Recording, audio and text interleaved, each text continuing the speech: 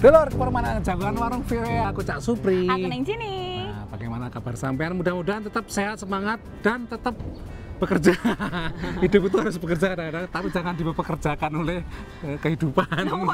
Sampean buka-buka langsung filosofis. Apa ini ceritanya? Enggak, itu gue udah pas hari kenyataannya begitu, cuma menyarikan aja, menyarikan. Masalah gundah gulana itu kan pasti ada setiap hari ya di kehidupan kita. Terus kayak mundak-mudone urip itu loh, Cak. Iya, emang itu manusiawi lah, Neng, ya. Jadi katanya orang itu setiap di dalam jiwa manusia itu ada insanity, ada kegilaan spektrumnya aja itu.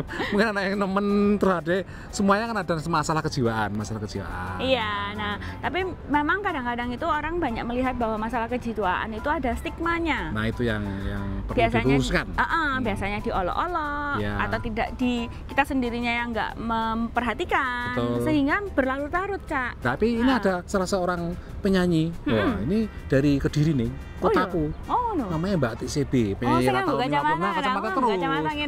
Kapan ngobrol-ngobrol Mbak Atik ya, saya urip nang Amerika. Ternyata dia wis terbuka emang saiki. Selama ini emang dia dari remaja pun dia sudah mengalami namanya gangguan mental. Dan di Amerika pun sekarang juga mengalami, dan keluarganya juga mengalami seperti itu anak-anaknya. Nah, tapi terbuka. Bagaimana dia melihat dan menceritakan itu ya, Cak ya, perspektifnya sendiri. Apa ceritanya Dulur? Ditantai. Bagaimana kabar Atik Sibi, penyanyi legenda Indonesia era tahun 1980 hingga awal 2000-an yang terkenal dengan banyak hits seperti Risau, Maafkan, atau Terserah Boy. Sejak tahun 2002, Atik Sibi pindah ke Amerika bersama suami dan 2 anaknya. Untuk mengisi waktu selama anaknya masih di usia sekolah, Atik Sibi juga bekerja di toko pakaian di kota tempat tinggalnya. Ya, di sales di floor gitu. Oh, di floor. Gitu ya, apa naruh-naruh baju. Aku kan nggak suka di kasir gitu. Sekarang Atik Sibi menetap di kota Wilmington, negara bagian Delaware. Kota ini berjarak sekitar 2 jam saja dari kota New York. Dan rumah Atik Sibi relatif dekat dengan kediaman pribadi Presiden Amerika, Joe Biden. Joe Biden itu nggak jauh loh, dari rumahku cuman 7 menit loh. Di antara warga Indonesia, Atik Sibi dikenal sebagai pribadi yang menyenangkan dan lucu, dan kerap menjadi penyanyi tamu di berbagai acara. Memang udah beberapa kali dengan Mbak Ati juga kita bikin konser. Seneng lah ada orang yang dari entertainment industri di Amerika, karena kan tentunya nggak segampang itu juga di Amerika. Atik Sibi mengaku mengalami masalah kejiwaan sejak lama, tapi hal tersebut tidak dia sadari selama di Indonesia. Masalah ini juga dialami oleh anaknya. Ya sampai suamiku bilang gini, kenapa kamu nggak jujur dari dulu? Sekarang saya tinggal sama 3 perempuan gila katanya.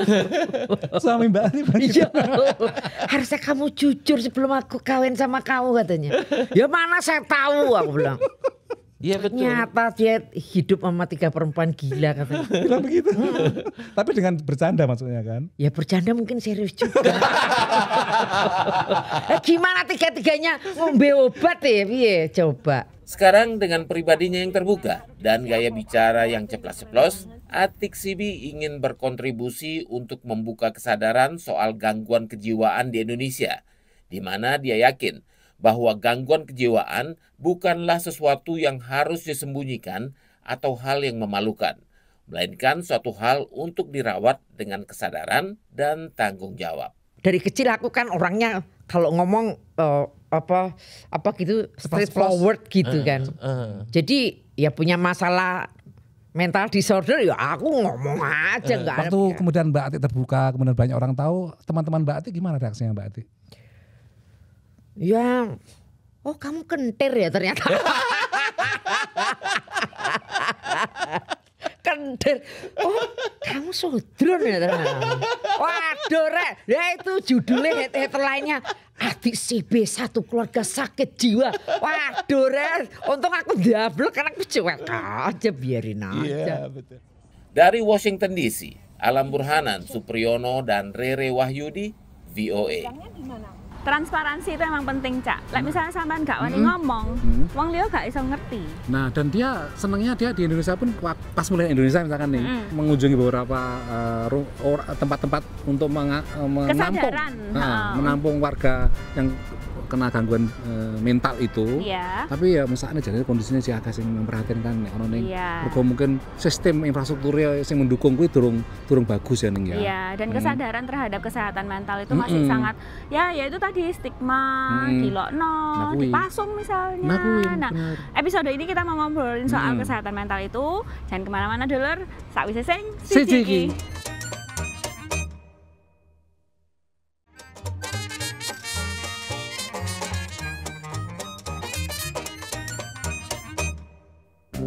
Dulur, kadang-kadang sampai merasa nggak nih, kadang-kadang aku kok terlepas dari kenyataan. Itu termasuk anu lah. Enggak, sampai jangan semuanya itu didefinisikan dan jangan menganalisis diri sendiri bahwa sampai kok gangguan mental. Gangguan itu harus diperiksa. Yang orang yang bener-bener punya pengetahuan klinis atau apalah tentang memeriksa kamu ini. Kadang-kadang memang kita ada masalah ya, Cak ya. Tapi masalah itu nggak semuanya bisa dikategorikan gangguan. Gangguan itu biasanya ada chemical imbalance atau ketidaksesuaian chemical di otak misalnya. Itu bisa di-treat atau diobati dengan obat. Dikontrol, Cak, supaya nggak meledak-ledak. Nah, di Amerika cenderungnya pendekatan lebih ke situ nih ya. Jadi karena ini juga industri obat juga sebagainya. Farmasi di Amerika dan dokter juga mungkin pengen gampangnya lah supaya orang ini tenang dan tidak cepet. Nah, dikasih obat penenang atau obat apalah. Nah, salah satu kelompok yang mungkin paling terdampak dengan gangguan mentalnya itu adalah mereka yang habis dari perang, Cak. Veteran. Itu ya. PTSD itu ya. PTSD yang sering didengar itu PTSD adalah post traumatic stress disorder. Ini adalah gangguan jiwa. Biasanya itu yang sering terjadi ke para veteran ini adalah kalau mereka mendengarkan suara ledakan, tembak-tembakan, kayak iso turu maleme. Iya, terus banyak bunuh diri akhirnya nih. Iya, nah itu jadi permasalahan yang cukup masif di Amerika Serikat. Nah, karena kesadaran bagaimana ini sejumlah lembaga dan juga pemerintah berusaha bagaimana ada kesadaran masyarakat juga tentang masalah ini. Ya apa ceritanya dulur? Ditonton. I'm Carrie Jacobs. I'm from Silver Spring, Maryland. Berawal pada 2012 saat Carrie Jacobs, yang putranya dikirim bertugas ke Afghanistan, akan mengikuti lomba maraton bersama 3 teman pelarinya. And I came to know another mom who lost her son to PTSD. He was struggling and he took his life. And I had a race coming up and I ran in his memory. I got permission from his mother and got a picture of him and printed it and pinned it on my back. And at the conclusion of the marathon, I sent the race medal to his mother. Sehingga lahirlah 22 Too Many pada 2013, organisasi nirlaba dengan misi membangun kesadaran mengenai gangguan stres pasca trauma atau PTSD, khususnya di kalangan militer. When you start sharing about suicide and trauma, it helps other people open up of things that are very painful that they might be holding in. Melalui situs web dan media sosial, 22 Too Many kini memiliki data 450 prajurit dari semua angkatan, marinir, dan penjaga pantai usia 18 hingga 80 tahun yang meninggal karena bunuh diri. Carrie juga menjangkau berbagai kelompok lari atau membagikan foto para prajurit korban PTSD kepada pelari yang mau melakukan inisiatif ini. Because it's more than just taking their pictures and running, but you want to read about them and kind of get to know them. Because it's helpful when you're suffering for 26 miles, to think of what maybe just a small part of what they went through and think of their family or pray for their family or those that miss them. Ini diakui Feby Arnold, pelari Indonesia di San Francisco, California, yang baru pertama kali berpartisipasi. So it was so much emotional. It was so touching.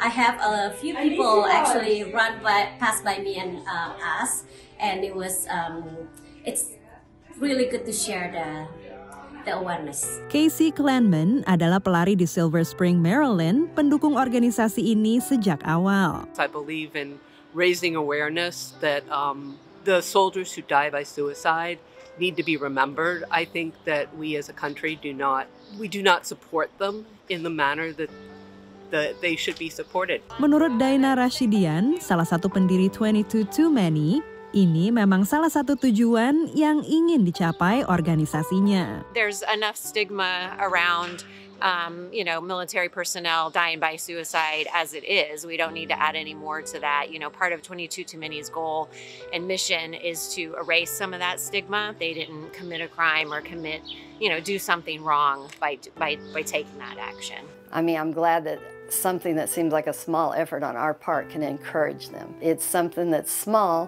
that we can do, and we can do it over and over. Dari Silver Spring, Maryland, Dania Iman, Nia Iman Santoso, VOA. Debat publik itu memang sangat kontroversial dan sangat terbelah ya kalau misalnya masalah veteran, orang yang habis dari perang, padahal mereka itu juga salah satu korban yang masih harus menjalani hidupnya setelah dari perang itu. Nah dulu habis ini kita punya cerita lain soal gangguan kesehatan jiwa ya Cak ya, tapi sampai seseng siji.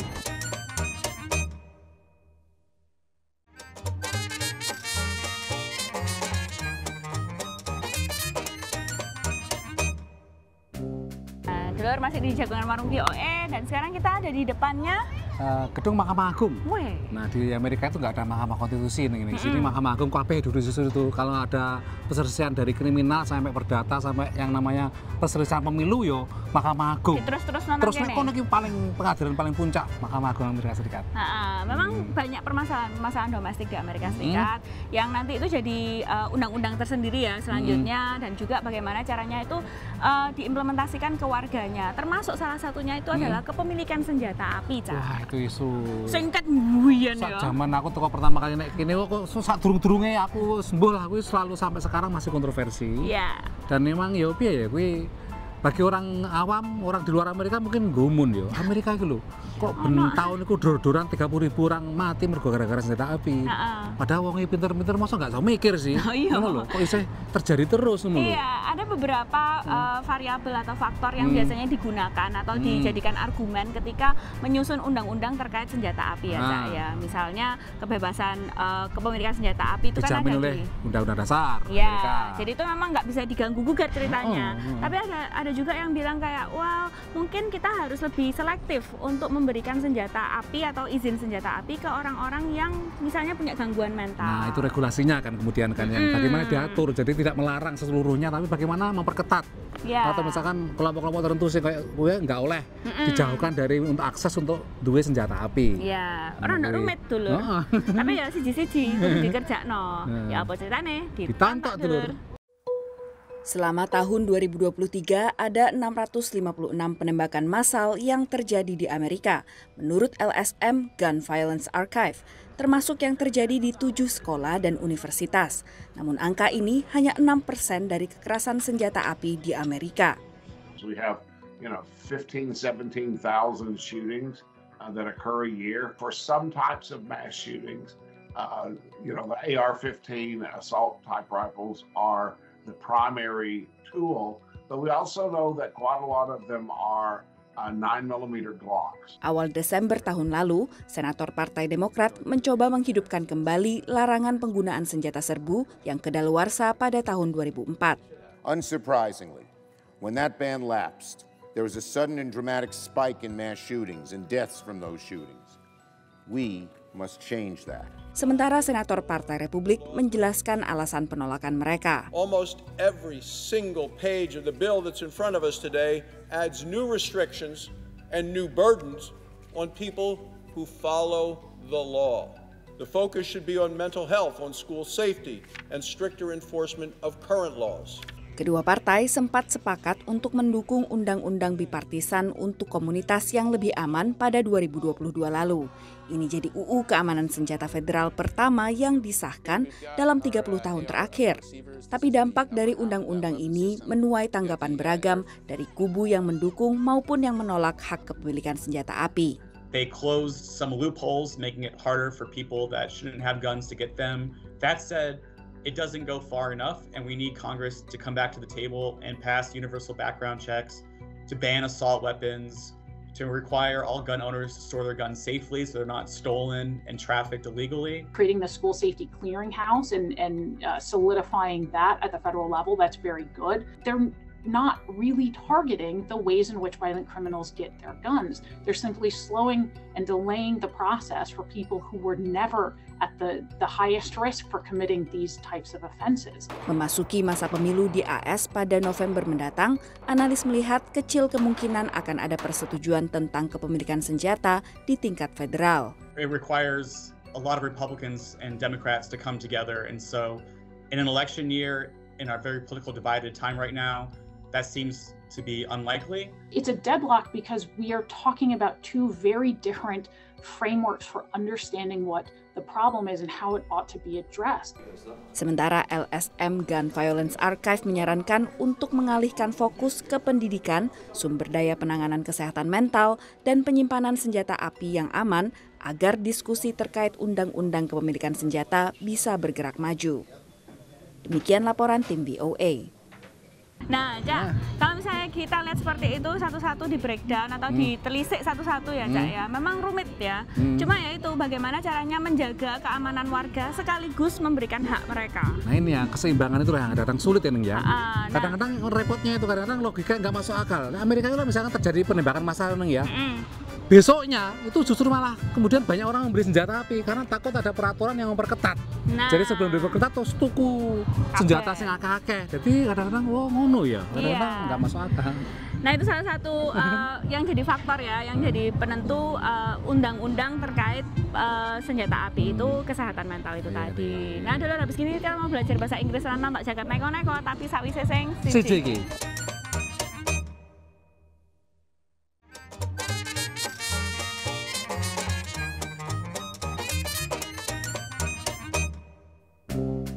Kadang-kadang itu ya Cak ya, aku ya kok mikir aduh beban uripku ku abot. Wedine kok ya kuat. Terus jadi edan sampean. Enggak apa-apa. Enggak apa, gila itu asalkan sama orang mlaku mundur itu apa masih bisa makan minum, masih bisa mandiri, adus dan sebagainya itu masih wajar nih. Nah, itu masalahnya juga stigma seperti itu, Cak. Misalnya sampean seisa berfungsi dalam komunitas terus sampean dianggap ya gak apa-apa sampean iki. Nah, itu kan stigma sebenarnya. Tapi manusia kadang-kadang bisa menyembunyikan gangguan-gangguan seperti itu, Neng, di repress ya. Kadang-kadang kalau karena mungkin pressure sosial ya. Diumum tampil dengan guyu-guyu berseolah seperti normal. Nek omah stres, terus kemudian harus curhat ya ora, engko dipikir nggak dirungokno, engko dipikir karo dulurku dianggap aku gendeng apa piye ngono. Bingung kan sampean. Daripada bingung dulur mending belajar bahasa Inggris dalam English in a minute. Welcome to English in a Minute. In many card games, some cards have an unknown value. They are called wild cards. But what else can wild card mean? I invited Ralph to our fundraising meeting. Great idea! He's rich! He can help us raise money for our pickleball team. But he's also a wild card? You never know what he's going to say. If he says something unhelpful, we just unplug his microphone. If someone is a wild card, they are unpredictable. You don't exactly know how they might affect a situation or what they might do. Lots of situations can have a wild card, even a pickleball fundraising meeting. Dulur, saiki gilirane jagat neko-neko.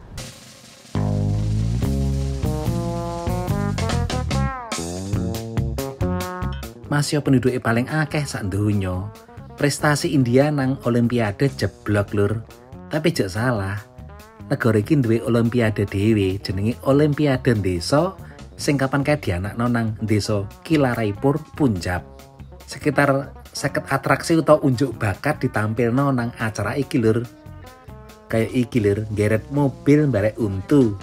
Lah apa ora wedi potel untune. Jarane wis dicoba-jabu nang nggone Mbah Dukun.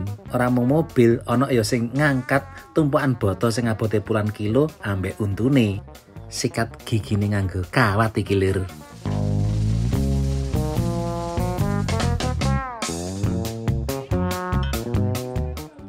Isi nang ajang Olimpiade Desa nang India sing dianakno meneh sakwise 3 tahun prei mergo pandemi lur. Lek mau ana unjuk kekuatan untu, cacake iki unjuk kekuatan kuping. Kupinge loro dicantoli rantai nggo ngangkat beban puluhan kilo lan dekne kasil mecahno rekore dhewe. Sing paling asik ya cacake iki lur, unjuk keterampilan maca koran barek numpak motor. Iki tenan maca apa ndelok fotone tok ae lur.